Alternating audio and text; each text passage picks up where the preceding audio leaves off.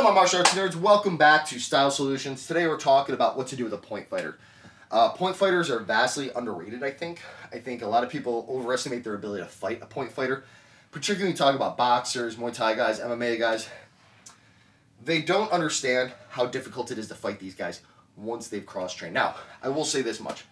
If you get a point fighter who has not done any cross-training, easy peasy, right? They come in for stuff, box their head off, right? It's pretty much as simple as that. They're not going to be very good at dealing with that type of stuff. Every time they come in, take them down, right? They don't have a skill set for it.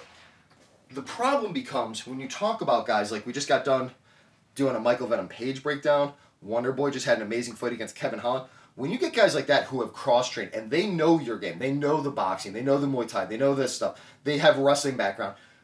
When you get guys who have cross-trained that a lot, it can be very difficult.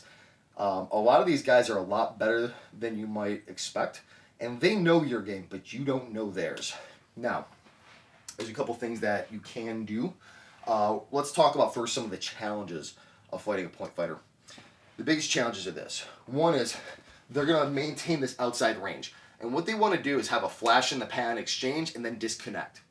From the outside range, they're going to throw a and then they're gone, right? They're not lingering. A lot of times they'll play an open stance. I know I particularly like to. And I'm going to throw a quick kick or a quick blitz, and then I'm out of there. They're going to do a lot of level changing, and what they're going to do is they're going to look for openings and repetitive behaviors. Anytime you do the same thing multiple times, they're on you. That quick flash in the pan, they are much better at it than you are. You might think that, oh, I could just cover up. I'm telling you, this is where they thrive. You cannot allow them to keep resetting at this range. The problem is then people start to chase them and they use this. They have very quick explosive backward movement and they tie this with quick dynamic counters. You know, Michael Venom Page, we talked about, he explodes back, catches you with an uppercut as you're overcommitted. Comes back, pop, big jumping knee strikes, right? This type of stuff. Steps back over the top. You know, Wonder Boy does that a lot where he steps back and his hand comes over the top with a modified check hook. Very dangerous stuff. So you got to be careful of some of the traps on that. So let's talk about some of the things that you can do to overcome this point style. So the first thing you could do is obviously good boxing counters, particularly if that guy has not cross-trained a lot.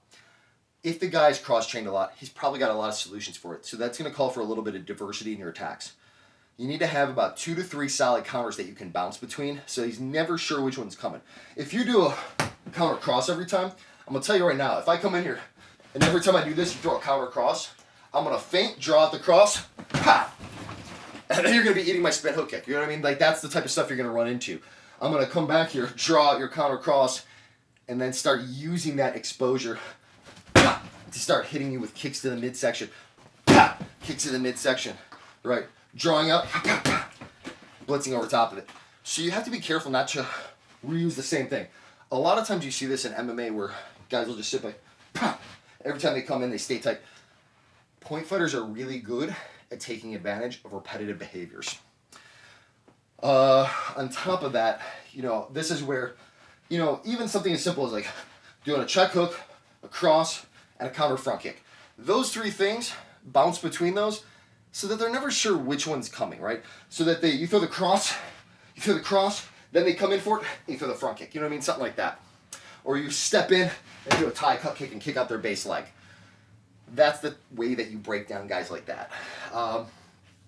You be careful. It's really tough to beat them at their own game, though. You can also start taking advantage, chopping away at their legs. It depends on the skill level of the guy, though. Some guys are really good at defending that. Wonder Boy, you're going to slide out all day long. You are going to have a tough time catching that. I actually prefer his style over checking kicks, which sucks. It hurts.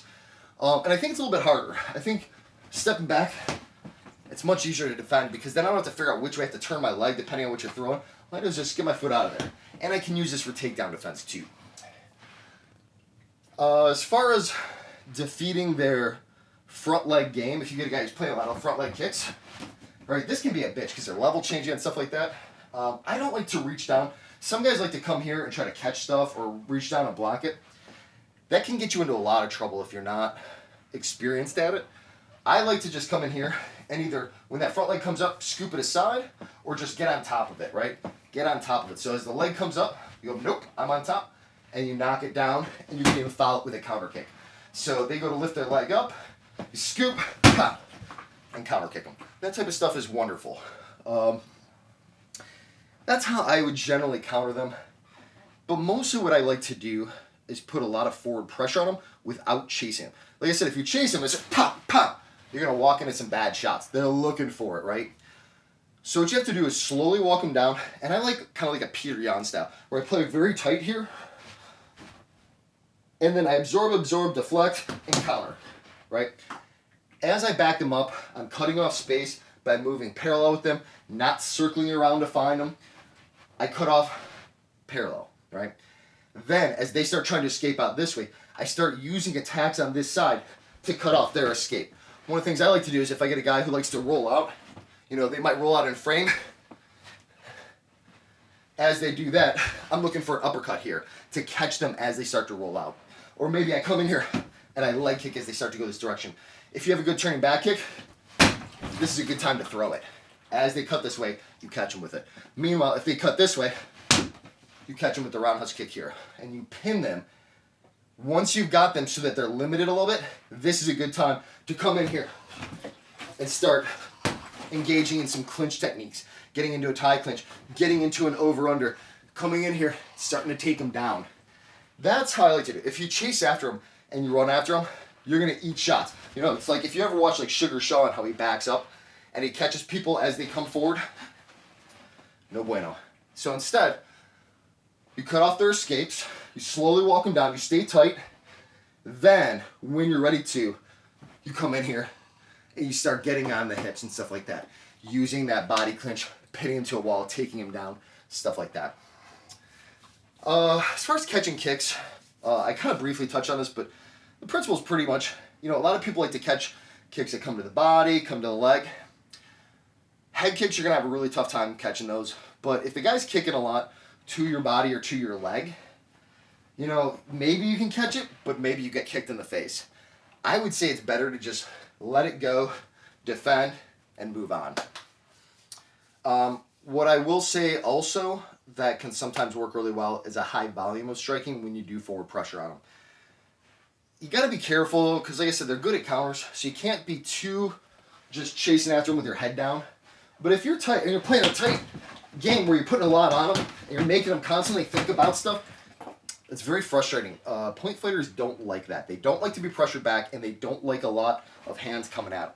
Now, they might run out and, you know, reset if they're any good, but you might also just kind of pin them down and put them in a position where you can kind of tee off on them, in a position where you can use maybe better boxing from in here, getting to your clinches and stuff like that. So I think volume sometimes works in your benefit, but you also got to be disciplined in it.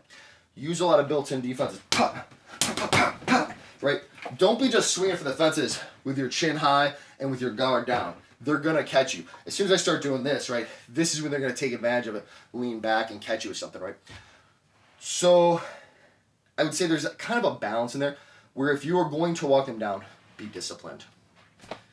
If you really want to use a lot of wrestling against a point fighter, you have to be careful because, once again, if I start chasing this guy down and he's playing this outside kicking game, I might run into a lot of problems. Or if he's like waiting for me to counter, I might accidentally walk into something because they have a lot of good retreating footwork. There are certain techniques you can do it on, certain ones you can't. If they're playing a lot of kicking, I would not really advise it. That might run you into some problems. But if they're playing a blitz game, that might be your time to come underneath and try to catch them. Stay tight, stay disciplined here. And as they come in with the blitz, I circle it, and now I can get them. That's what I would say. Either that, or if you do happen to start pinning them back, right, like we talked about before, using these pinning techniques, pressuring them with high volume, then shooting underneath. That's usually the best way to catch them with wrestling. Alright guys, well thanks for watching. I have a whole bunch of these coming out. If you like these, make sure you throw in the comments what styles you'd like to see solutions to, and I'll make sure to put it out there for you.